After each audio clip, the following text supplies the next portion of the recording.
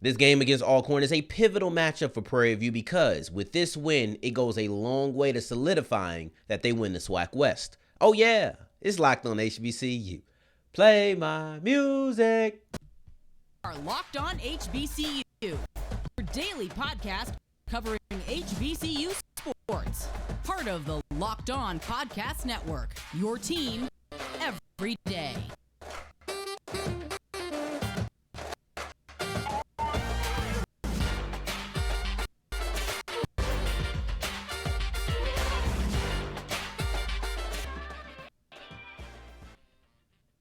What's going on, family? Welcome back to another episode of the Locked On HBCU podcast, your number one daily one-stop shop for everything HBCU athletics, Monday through Friday, part of the Locked On Podcast Network, your team every day. And I, of course, am Darian Gray, a.k.a. the Mouth of the South, Texas Southern alum and former TSU Herald sports editor. Thank you for going on this journey with me, making Locked On HBCU your first listen of the day every day. Now, remember not to end your journey just because the mic cuts off. Make sure you follow me on Twitter at South Exclusives right there. I'm good with it now, guys. On my YouTube side, I don't think I've missed a point in like 5 tries. I'm pretty proud of myself. But make sure you follow me on Twitter at South Exclusives. And today's episode of Locked On HBCU is brought to you by Underdog. Sign up today on UnderdogFantasy.com. And remember, if you use the promo code LOCKED on, you will get your first deposit doubled up to $100. So make sure you go ahead and do that. And we're going to get into our game of the week. It's Prairie View versus Alcorn because these stakes are high, specifically for the team in Texas, Prairie View A&M.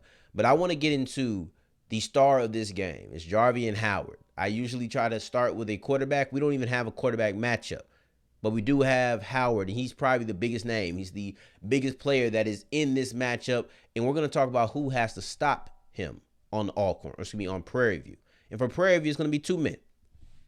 And usually when you have a running back in this capacity, you're not going to have a one-on-one matchup a lot of times. Maybe you have a stud linebacker on the other side that you want to talk about stopping them, but for the most part, if that isn't the case, it's going to be multiple players. And I'm looking at 2 players in specific, and that's Keyshawn Johnson and then also Jesse Evans. They're 2 linebackers who get this done in completely different ways. Johnson has 7.5 tackles for a loss, while Evans has 10.5.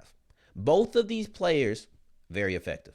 At this point, you're 8 games in, 7.5 tackles for a loss, 10.5 tackles for a loss. Those are both really good numbers. That's that's 18 even between the two when you add the half, right? So it's not as if they're not used to penetrating, but they do this in different ways. See, when you look at Johnson's an off-ball linebacker.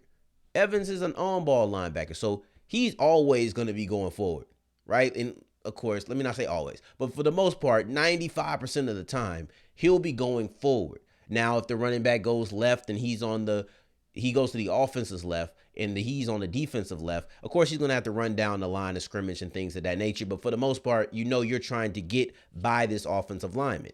Wow, Johnson is a little bit different. He's a read and react off-ball linebacker. But one thing I noticed in that Southern game is that they did have him blitz quite a bit. I saw it quite a bit, him blitzing, and he was very effective. He's explosive. You see it both when he's blitzing and also when he's running sideline to sideline. I would probably blitz him. I would blitz him a lot like we did early in the Southern game, right? If you're PV, I think that blitzing Johnson allows him to get to the line of scrimmage and get his hands on Howard quicker. So that's what I would do. That's the smart move to me because I want to make sure that I'm hitting Howard in the backfield. I don't want him getting any steam. He's only 200 pounds. But, man, he's a big 200. Like, I was watching him in, I think, might have been the Alcorn Southern game. So, Southern just the common thread here. But he's a big, solid 200. I didn't expect him to be that big. But another thing that Johnson is going to have to watch out for is he going to have to make sure that he has gap discipline. Because improper gap discipline is exactly what Howard is looking for. He's looking for linebackers maybe overreading. He's looking for linebackers trying to guess. He's looking for linebackers to try to play hero ball and not be in the gap that they're supposed to be in. Because if he's not in that gap, guess what? Howard's a home run hitter. And he's going to see the crease and he's going to hit it. And he's going to zoom. That's all you need. All he needs is one spot and he can zoom. It's just that simple. So then the other thing that I wanted to get into, the second storyline, or excuse me, the second matchup, is the Prairie View wide receivers versus the Alcorn wide receivers. And I know both of these teams are coming in wanting to run the ball. I think they'll both have success running the ball, but they're both going to want to run the ball. Passing is like the secondary thing on their mind, if that, right? It's only two options, so they have to be secondary. But if they could choose to not have it be secondary, I believe that that's what they would do. So that's how I'm looking at it. That's how far removed it is. However, maybe we need to bring it a little closer to the front of the mind, because I think that an explosive play by a wide receiver could really open up this game for whichever team gets it done. Neither one of these teams are big-time passers. Neither one of these teams have prolific receivers. They just don't pass enough for that, right? So when we're talking about making a play, it's not an abundance of yards. They don't have many 100-yard games between the two of them. You can count on half a hand, if I'm not mistaken, how many 100-yard games that each team has together. But if you do it in this game, a game where everybody knows you're trying to run the ball, now the conversation shifts. Now the conversation goes from, oh, this team has to outrun the other team, to, well, you just made this play that opened up a big play, or maybe even open up some running lanes for Howard, or open up some running lanes for the running threat of Prairie View that we're going to get into. Then you look at the trenches, which is our last matchup, because all of this really comes down to the running game, right? Because even these wide receiver play, they're not going to be your main source of offense. I think that Aaron Allen can sling it. I've seen Connley sling it. Allen, I've seen them open up the passing game a little bit more than PV has, but we'll get into that. But it all comes back down to the trenches, because the trenches are going to have to open up the holes for the running backs to run through. Let me tell you a little something about PV. Prairie View played Texas Southern. I hated that this happened, and I really dogged my alma mater because of how it happened, but I'll bring it back up now. Prairie View once played a game where they only had 6 passing attempts. Not only did they play in that game, they won that game. And that tells me two things. One, they are very comfortable coming into a game with absolutely no plan to pass. They are okay with that. Secondly, not only are they okay with it, they feel like they can effectively get it done. Two completely different things. But they can have both. They're okay going through it, and they know that they can win. And I don't care who you are or who you're going against. If your opponent knows what you're going to do and you still beat them at it, you're pretty good at that thing. It's just that simple. So, and then Alcorn, they're a little bit more active than PV, but they still don't really pass the ball much. They are a 61% run team. So they are a run heavy. They're run first. That's what they're going to do. And with all of these things, you have to make sure that you are blocking. If you're not blocking, it's done for, period. I don't care how good your running backs are. I don't care how good of a running threat your quarterback is. If you're not blocking, you're just not going to be able to run successfully on a team that knows that you're running. It's just that simple. And going forward, we're going to have 2 storylines.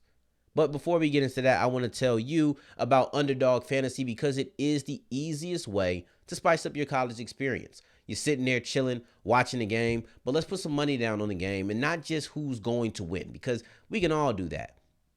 But what about the stats? Is the quarterback going to have over 250 passing yards? Do we think the running back goes over or under 79 rushing yards? Wide receiver, it's things of that nature. You can pick 2 to 5 players, and it's available in 30 states. It's very, very easy. And because you would locked on, because you're down with the mouth of the South, I'm going to give you a little bit of inside information. If you go to underdogfantasy.com or the app on the Google and Apple Play Store, or Google Play and Apple Store, then you can use the promo code LOCKED ON, and they will double your deposit up to $100. So if you deposit 100, they're going to give you 100 back. 50, they're going to give you 50 back. You deposit 101, not going to work. So make sure you deposit $100 and get it back. Underdog Fantasy, the easiest way to spice up your college football season. As we keep on rolling on today's episode of Locked on HBCU, I appreciate you for making us your first listen of the day. every day. And remember, for your second listen of the day, make sure that you are checking out Locked On Sports Today with Peter Bukowski, who is bringing you the national news with the local experts because they know better than the national people. It's just that simple. You get the same news, but with more detailed breakdown. So go ahead and talk to them. So today's word of the day is rapscallion, and it means, or it refers to, someone who causes trouble, often in a mischievous way. I want to talk about our storylines because I almost made this the opening segment because I know there's probably quite a few people who are saying, why are you still including Alcorn in a game of the week? Why would you do that? They haven't been good. They lost 3 games in a row. Why are you still shining a light on them when you have a game like North Carolina Central versus Howard? Why would you do that? And I'm going to tell you. And it all comes down to who they're facing. This ain't about Alcorn at all. This is all about Prairie View. And it's the fact that they are playing for the division. And the reason I was going to make this the first thing is because I didn't want you guys to be guessing. However, going 2-3-1 just was ugly to me. I preferred 3-2-1. It was natural, okay? Either I was going to go 3-2-1 or 1-2-3. You pick your poison. Either way, number 2 is in the middle. So we were going to have to wait till after the first break. But we're here now.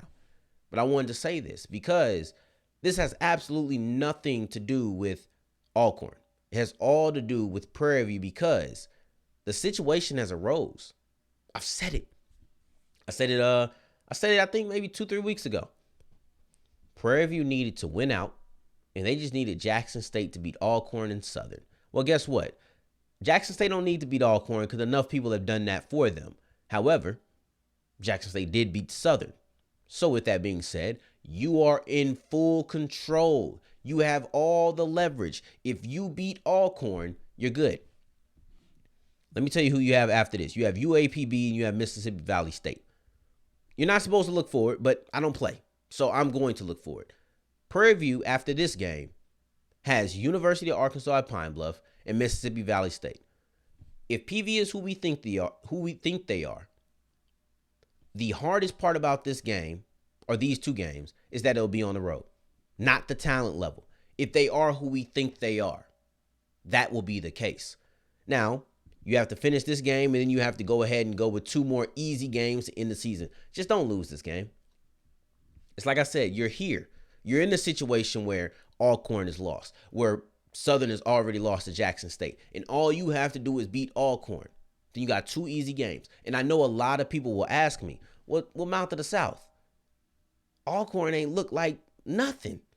So why don't you just say it's 3 easy games to end the season? Why don't you say that for Prairie View? And I hear you. 100% you valid. I get why you would say that. However, the reason I distinguish, because I think there's a difference between Alcorn, Mississippi Valley State, and Alabama, or in Arkansas Pine-Bluff. And the clear difference to me is that Alcorn has shown they had it. And that brings the second storyline.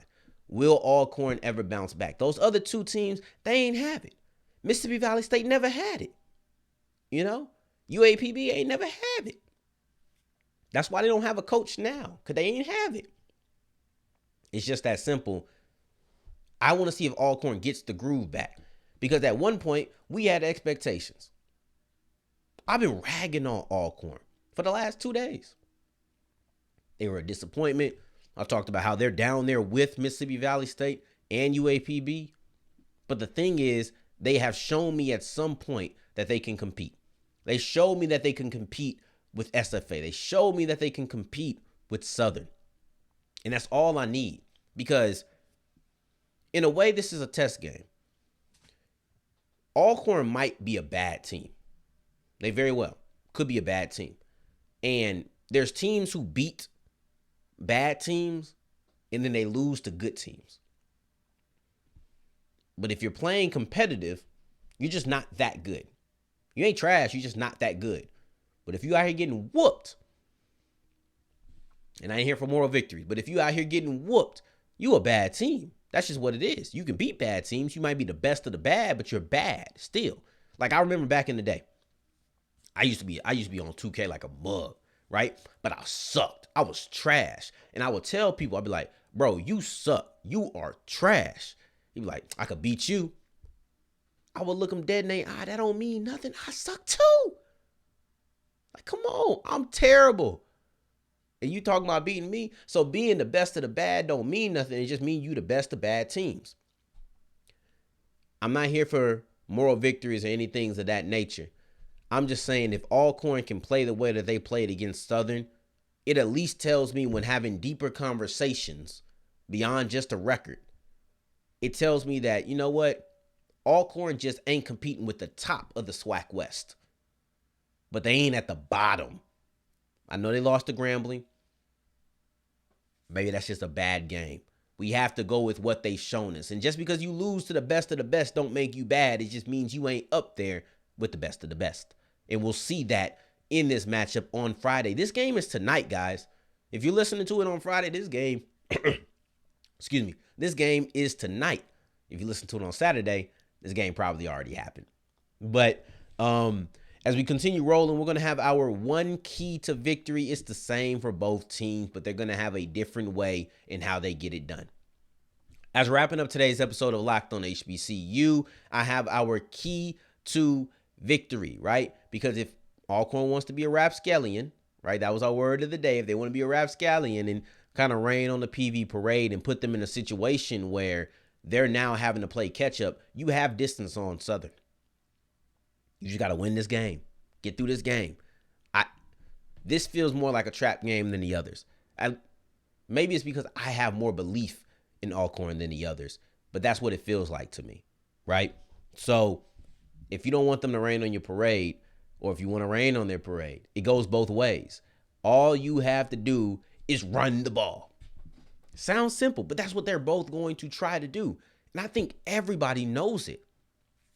Is there anybody who doesn't know that Prairie View wants to run the ball?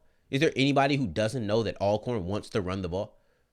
If you don't know, I hope that you're listening to Locked on HBCU. Matter of fact, if you know anybody who attends either of these schools, ask them if they know what the offensive game plan is. If they didn't, show them my face and let them know PV wants to run the ball. Now, if you're talking to somebody from Alcorn, show them my face.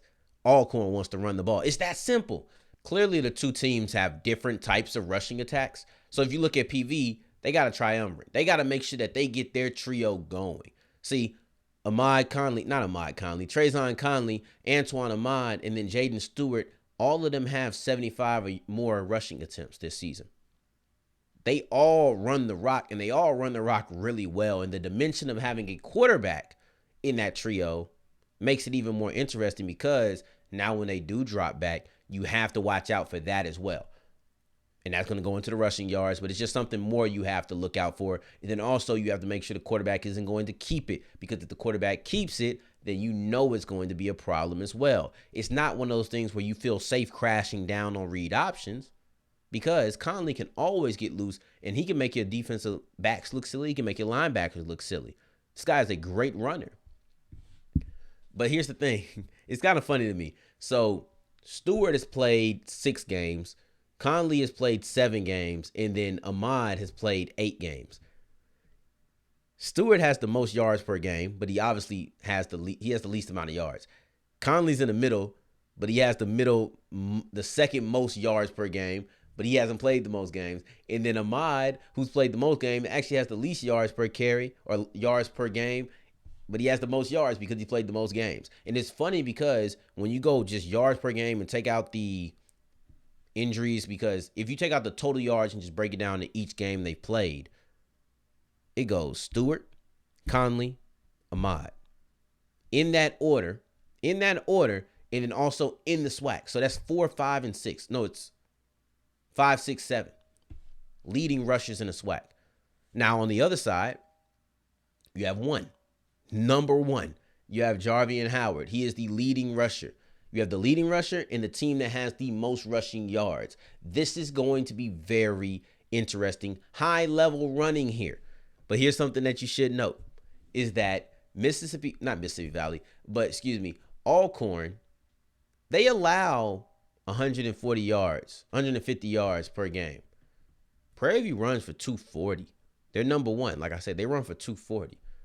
Prairie View allows 180 per game. Alcorn runs about 180. So that's the magic number. We'll look at 182. we'll look at this. Come back. If you watch the game before or after this, come back and comment how many rushing yards that Alcorn has. Because the over-under is set at 182.5. There we go. I made my own line. Doggone it. But that's what it is. And that's the magic number because they both allow or gain around that number. And then for PV rushing, they get about 90 yards more than Alcorn allows on an every game basis. So something has to crack there as well. But this should be very fun to watch. They're both middle of the pack rushing defenses, but it's just 40 yards that separate them. So they're middle of the pack, but it's still a good amount of distance in between the two. I cannot wait to see which team folds. Remember to let me know your over-under 182.5 rushing yards for Alcorn State. You taking the over, you taking the under. Let me know if the game hasn't happened, which one you're taking. And if the game has happened, let me know if you were right. But I also want to go quick hits around the HBCU real quick. Fort Valley State versus Albany State, major game. Virginia Union versus Virginia State, major game. I need Virginia Union to come out and make a statement. Yes, this team has been so exciting that I believe they deserve to be in the playoffs. This game is going to go a long way. A statement win here when you know you're probably not going to make it into the conference championship unless Chowan loses. I think this is a pivotal game for them. And then also Mississippi Valley State got their first win of the game or of the season last night versus Alabama A&M. So I can't say that they're winless anymore. FAMU, Alcorn, they now have one extra win to their opponent's schedule. So that should be fun, but man. That's our quick hits around the HBCU games you need to look out for, and then also a game that just transpired. Now, for your second listen of the day, please go check out Peter Bukowski on Locked On Sports today. That man is doing it big, so make sure you are checking him out. In the meantime, in between time, if you're looking for me, you can find me on Twitter at South Exclusives, probably talking about this game. Until the next time that we hear each other, family, take care, stay blessed. Peace.